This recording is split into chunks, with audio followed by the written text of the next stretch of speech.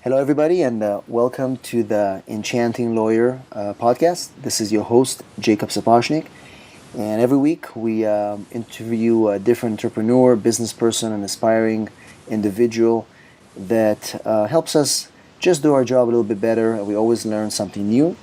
And today I'm excited and honored to have a great guest right here from San Diego. And I'm joined by Steve Rodgers. And Stephen is a very interesting individual. He's a business and lifestyle consultant, as well as an author, with a upcoming amazing book, which we'll talk about as well. He sees himself as a leader helping others discover, maximize, and increase their highest good and purpose in life and in business.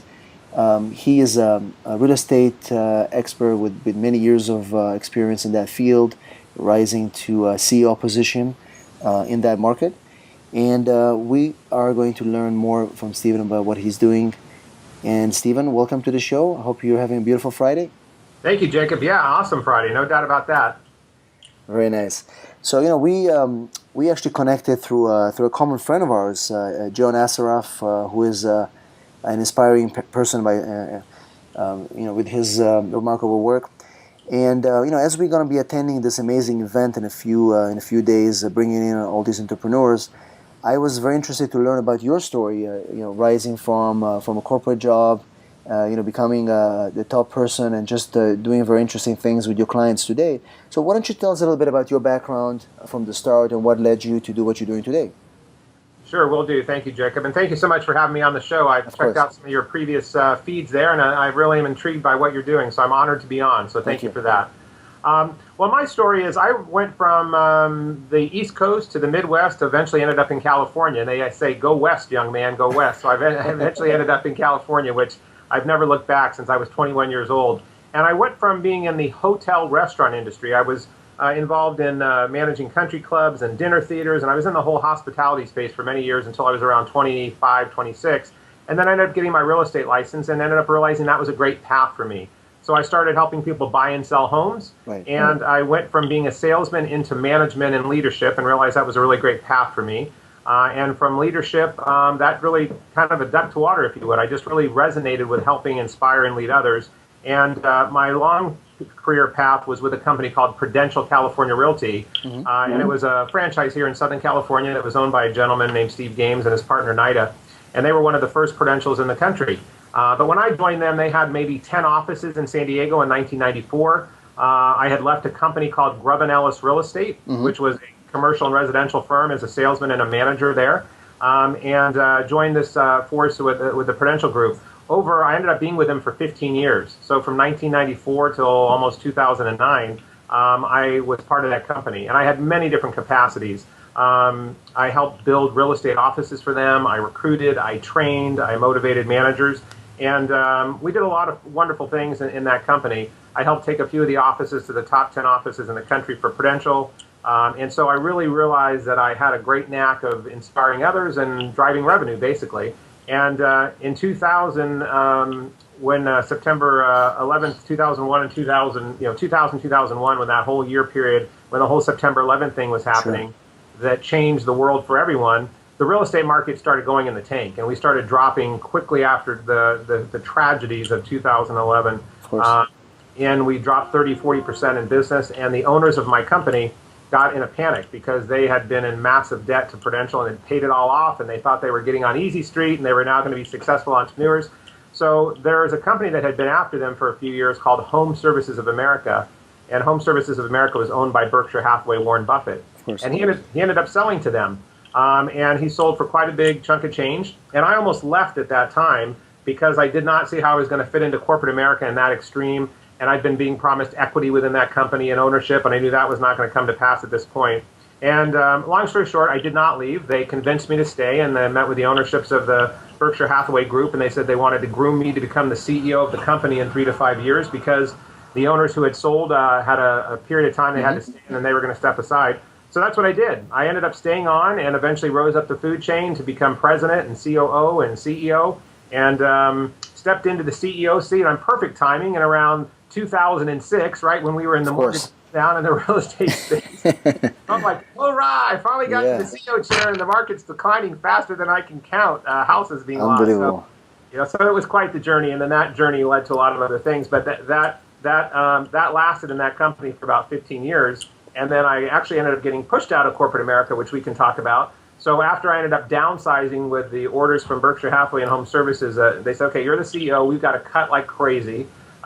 We had a massive operating budget each month, so they said, we'd like you to start closing offices and laying people off and cutting jobs and cutting marketing budgets. So over about a 2-year period, myself and my team closed about 40 of our 100 offices in Southern California. And we had about 5,000 salespeople at our peak. We had about 105 offices, and we were doing about almost $27 billion a year in sales volume. Wow. So it was a pretty big operation. So after I got as much cut as I possibly could and closed as many offices as I could, I then got cut because I was making a lot of money and I was the guy at the top of the food chain. So they're like, well, thank you very much. It's been nice for 15 years. We'll see you later. Bye. So I found myself out on the street, as they say. And I tell people that's when I became birthed as a true entrepreneur. And then the path started from there. So I'll pause here for a minute. But that was what I was doing up till about 5 years ago. And then I started another real estate company, and now I'm doing something else. But those were some early years of some major connections in San Diego, and with being part of a pretty big organization that I learned an immense amount of things from. And Steven, as I hear your story, and you had some pretty amazing successes. One of the things I'm thinking is, what happens to somebody who's been working for such a large corporate entity for, let's say, 15, 20 years, and then either they cut you off, they just kick you out. How do you transition to being your own boss after getting all this glory, the money, the benefits? And the reason I'm asking that is because many of our listeners are attorneys, professionals who work for, I get a lot of people who work for large firms, whether they're accounting firms, and they're thinking to myself, what if it's going to happen to me? I mean, I've been there for 20 years. I'm a partner. What if tomorrow they're going to knock on my door and say goodbye? How do you protect yourself, first of all, and how do you start over? Yeah, that's a great question. And that's part of why I wrote this book on transition and transformation, because beyond just transitioning in life and career opportunities and in health and in challenges in life, we're always in transition in our life, whether we want to admit it or not. And sometimes it's chosen transition and sometimes it's forced. Well, in this particular incident that you're talking about, it was definitely forced change upon me. And it was interesting to look at that because I realized over 2 years or so, I had been the guy that had been cutting and changing people's lives. Right. I had to fire a lot of people that had worked with us for many years, cut salaries, cut jobs, cut departments. And I remember, looking in people's face, eye to eye, and, tears in their eyes, and what were they going to do, and the fear in people's faces, and, just thinking that, God, what if I was on the other end of that table? And knowing that eventually I might be. Because when you're in a situation in corporate America, and when you're in a downsizing scenario, it does become like adult musical chairs. I mean, when there's enough chairs in the room, kids are all getting along just fine, but you pull a few chairs out, and people start knocking people to the ground, and it gets pretty ugly. So I had known for about 2 years that not only in our company, but in the industry, and then also within the system, that people were getting cut left and right. So I started preparing myself mentally for that, and realized what would I do if the rug got pulled out from under me, or if I chose to leave.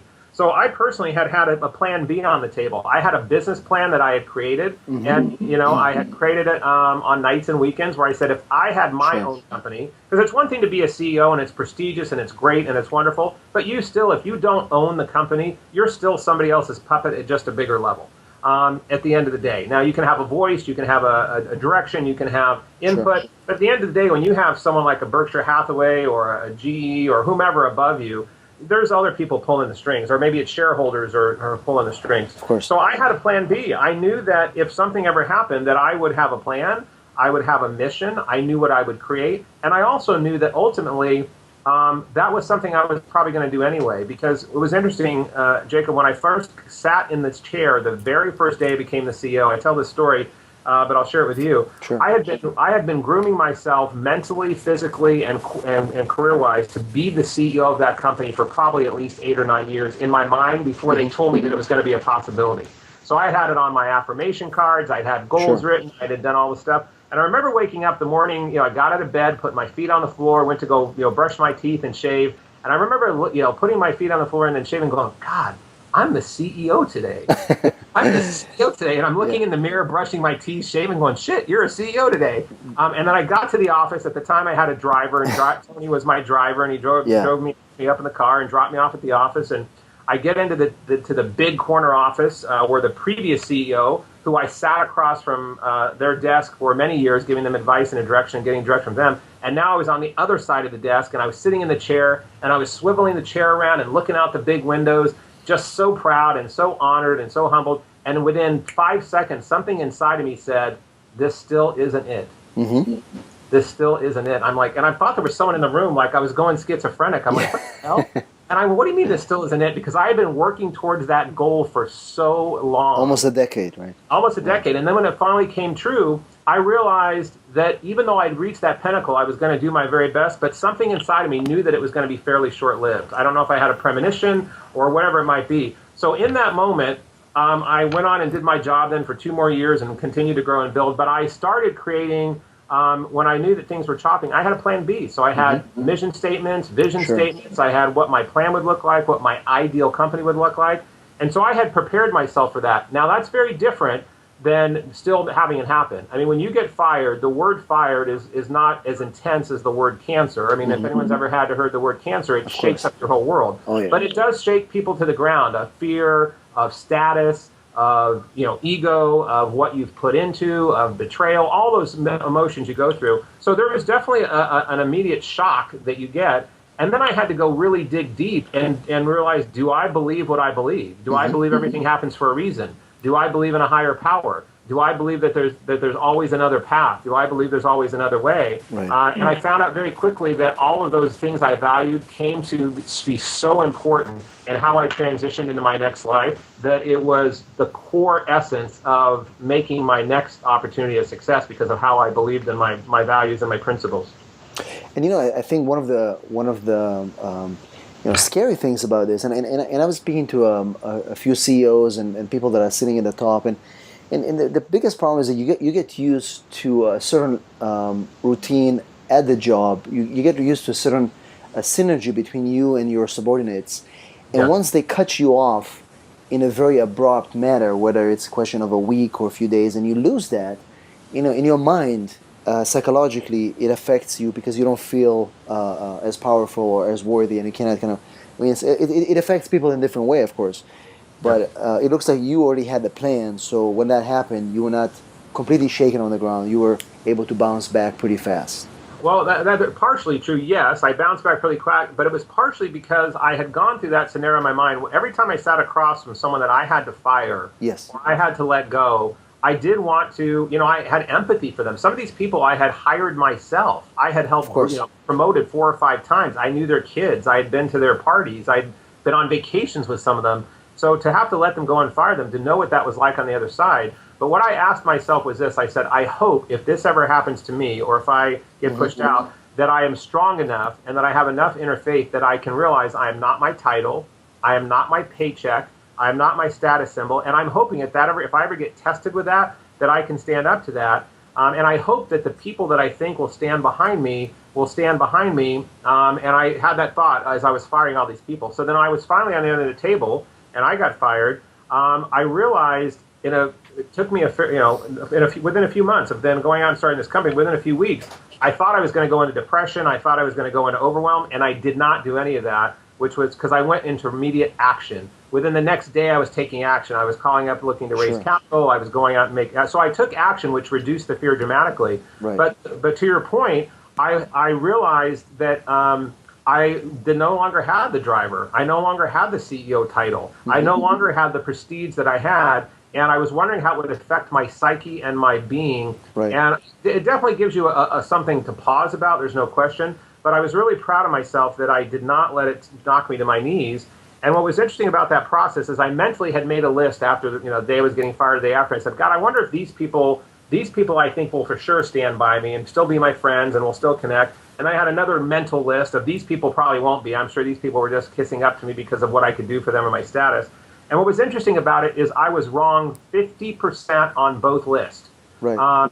So the people who I thought were going to stand by me, half of them didn't. I'm not even friends with them to this day, and it was pretty short-lived that we were not friends. And when I didn't have the big boat and I didn't have the money to spend as much as I had and all those things, because I went to becoming a small entrepreneur and put every single penny I had into building a business, life changed. But then there was another list of people that I did not think would be connected to me. And I had a few conversations with people that I'm very close to now. And I said, I didn't think you were going to stand by me. I thought you were going to choose sides. I thought you didn't want to have anything to do with me. And I said, Steve, no, I always respect you, but I did not want to be one of those people that kissed up or brown nosed. So I didn't want to overly do what I thought our relationship was when you did have that position. So it's interesting that when you are wrong on people some of the time, what a great wake-up call that can be in life. And I think that this is so important because it kind of brings out the power of connections. And I was interviewing David Bradford, who was chief counsel for Novell, and he was the guy that worked with Steve Wozniak and people of that size, like the CEO of Google, Eric Schmidt. And he said that from day one on the job, he's always building connections and making networks to help his job at the moment, of course, be more efficient, but also thinking about the future, what happens if you're no longer at that company. Those connections actually go with you. And I wonder if you want to maybe say a few things about that. How did you build your network while being the CEO and being the person at that company, and how did it help you transition afterwards? Yeah, that's a great question. And I'm finding that in my current practice right now, the consulting business I just started this year, but I also clearly found it in the 5 years that I ran the company that I ran. So when I left Prudential, it took about 2 or 3 months to explore tons of opportunities. I got lots and lots of phone calls, and I called lots of people, and I was offered many opportunities and executive positions and jobs and paying salaries, but I knew I did not want to go down that path. I knew I wanted to become an entrepreneur. So I went out, and within probably 2 months, I had the decision made. I joined a small group of guys here locally who had 1 or 2 offices, and then within a year or two, we built it to 8 offices, and I had recruited people that followed me from Prudential. I think we recruited 250 people within the first year that just wanted to come over and follow, and salespeople and managers. And then that continued to build. We grew that company to about 400 agents at its peak over a few-year period, and we were doing about $1 billion a year in sales volume in our 3rd year. But the people that I had relationships with at Prudential that I just always tried to treat respect with, whether it was vendors, attorneys, people that I did marketing with, it was amazing when I started my own company how many of them wanted to help me. They wanted to help me get into, like, landlords who wanted to help me get into lease buildings, or people at the San Diego Union who I had great relationships with who wanted to help on marketing standpoints. Technology people wanted to help. So it was amazing that the relationships I created in my previous life were instrumental in my immediate success, because I started my real estate company in 2009 in one of the, was one of the worst real estate markets in the country. Absolutely. And we were starting in a really bad time. But we became very successful very quickly because of these past relationships. And now that I've started my consulting practice, and I'm no longer in that firm as of earlier this year, and I'm writing, I've just written a book, and I'm starting consulting practices. People like Brian Tracy. Brian did the forward in my book for me, and he's doing the forward in my book because years ago I reached out to him when I was an executive, and I wanted a coach, and I wanted someone to coach me, and I couldn't really afford Brian at the time, but we worked out something that made sense, and I had him come in and do workshops for my salespeople, and he helped train people, and we became very good friends. And to this day, he's done great things for me, and now helping endorse my book, or people like John Asroff, who I met 15 years ago. So your point about relationships, you never know what something is going to lead to something in future life, and that's not why you do it, but it's a great byproduct when you do treat people with respect and kindness and do your best for them when you can. Absolutely, and that's also the premise that I've been advocating with the Enchanting Lawyer, with the Enchanting Way, is that you always have to be nice and helpful, because you never know when you're going to be in a situation where you're going to need somebody to give you that extra push. So, Steven, why don't you tell us a little bit about Lead to Gold? What is the book about? Why did you write it? I've been very interested to, as I'm getting more information about the topic and what you've been doing, why don't you tell us a little bit about that? Yeah, thank you. The Lead to Gold, I'm playing up on a little bit on the Think and Grow Rich and 3 Feet from Gold. I'm playing up on the name of my company, which is Alchemy Advisors. And I picked the name Alchemy Advisors for my company for a couple different reasons. One, I just love the word alchemy. 2, I love the book The Alchemist by Paulo Coelho. Of course. And I love just the whole premise of turning something into something else. So the premise of lead to gold is basically lead is a very valuable mineral and ore, but gold is determined in our lifetimes to be more valuable. So how do you take something that's valuable and turn it into even more value that has more either price and value, value in relationships, value in meaning in life? So the book Lead to Gold is basically an entrepreneurial story, which is my story, of transition, transformation, and evolution, and how I did climb the ladder from being a manager of a real estate company to becoming a CEO of a Warren Buffett company. How did that happen? So I talk about my mindset, I talk about goals, I talk about making a difference in people's lives, I talk about driving revenue, that in any business, if you're the revenue driver, you get to control a lot of your opportunities in life. And then I do talk about some of the story that I just shared with you about getting fired and how that process went and how I identified with that. And then I go through part of the book that talks about for those that are looking to transition out of corporate America, how do you make a plan and how do you break away from something you feel stuck in or unfulfilled in? And how do you find a plan that you can then transition into something that's higher purpose for yourself? You might be in a very well-paying job. You might be in something that's very status, but it may not be singing to your heart, and it may not be something that you feel fulfilled in, and how do you get out of that? Or if you're an entrepreneur and you're a small or mid-sized entrepreneur, how do you go to the next level? How do you maximize your company? How do you create multiple streams of revenue? How do you maximize opportunities within the marketing media world? So the middle of the book is basically talking about some of these premises from an operational standpoint, a marketing standpoint, creating business plans, raising capital. And then the rest of the book weaves in and wraps up with some more motivational stories about transformation in my own personal life with health and fitness. At one point when I was running up the food chain of the ladder of corporate America, not only was I having success, but I was also getting very fat and getting unhealthy because my life was getting out of balance. So I ate way too much and I drank way too much and my life got out of check. And so I kind of talk about how do you transition out of things that are not healthy in your life. So if you look back 10 years ago or so when I drank and ate compared to now when I'm a vegan, non-drinking, working out, kung fu guy, I've really transformed my life. So I talk a little bit about how that balance of transitioning and transforming in your life from lead to gold of addiction or challenges or financial issues, how do you walk through that in your life and realize that those are there as great gifts. And I have learned that anything I've faced in my life that's the biggest challenge that I thought I could not get through ended up being the biggest gift and the biggest opportunity for me to open up my mind and my body and soul to a whole new level. So the transformation of lead to gold is trying to get that message across to people and hopefully inspiring them or helping them if they're in any kind of similar situations that they might resonate with the story. And I plan on doing a series of about 3 books that'll lead from 2 more that will come after that'll go a little bit deeper and further from that. So, nice. But that's the overall premise of the book. And Stephen, one of the things that I read in the summary that you sent me is you talk about how some of your success lies in some strong spiritual and family values, and you talk about your wife and being by your side. How is that? How did that help you throughout your career and throughout those challenges, continuing to today? Yeah, that's a great question. Thanks for asking that. I'm a big believer that we all have to have something greater than ourselves that we have to tie into for our fuel in life and our fuel in passion, our fuel in purpose, fuel of getting out of bed each day. You can only do it for the paycheck and for the money and the title for so long. And if it's not tied to, for me, it's to God and to my higher power and my higher purpose. And I have a very strong spiritual connection to what I determine and call God and my higher power. Yeah. And so for me, that's a spiritual connection that I work through every day through prayer and meditation, through affirmations, through attending church, through living my life that is the highest priority, and then making my family the second priority. So I have to have God first, and then it's my family, and it's all incorporated. But getting through things like getting fired, becoming financially very, very successful, and then losing much of it because of either declines in real estate market that a lot of people lost wealth, and then taking what wealth I did have and investing it into a business to get it running. So going from very high status to then being in very challenged situations at time and the fear of that and how that affects the family. And then my addiction with alcohol. I haven't had a drink in 12 years.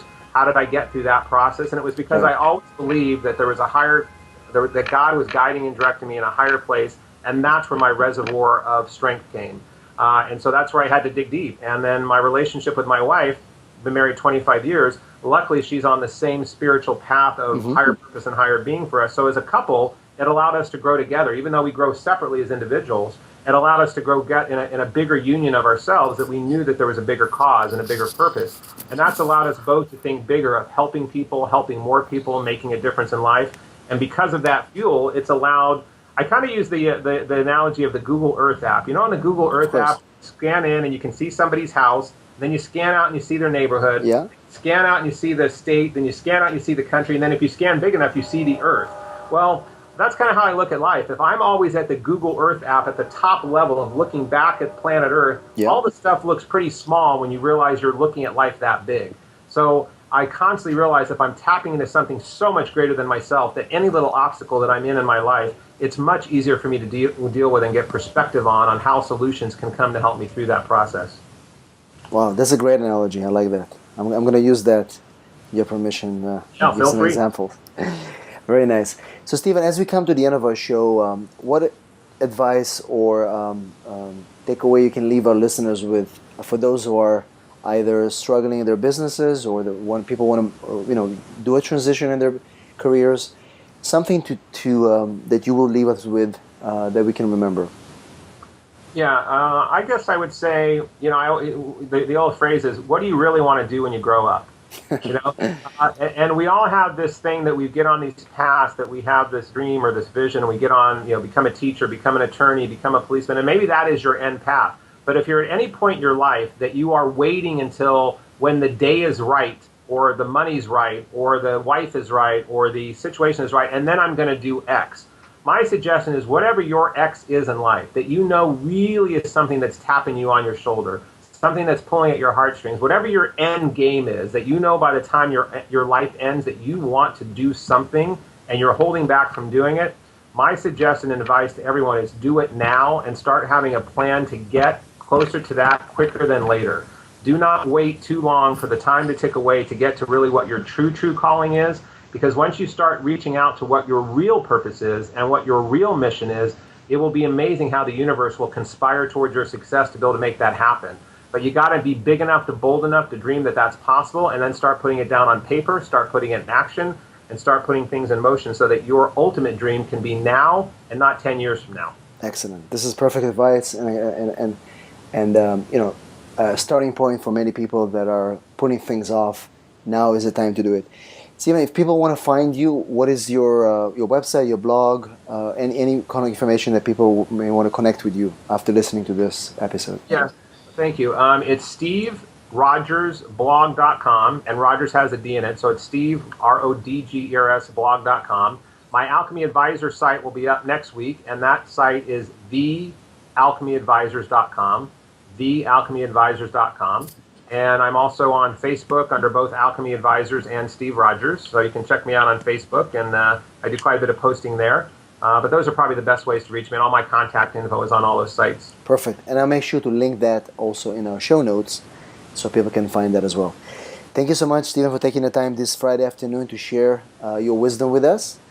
And I really appreciate that. Thank you, Jacob. It was my pleasure, and keep doing your good work. Thank you, sir. And thank you to our listeners who keep listening every week, sending your comments, or emails, and suggestions. I truly appreciate that. And we'll see you at our next episode. Thank you very much.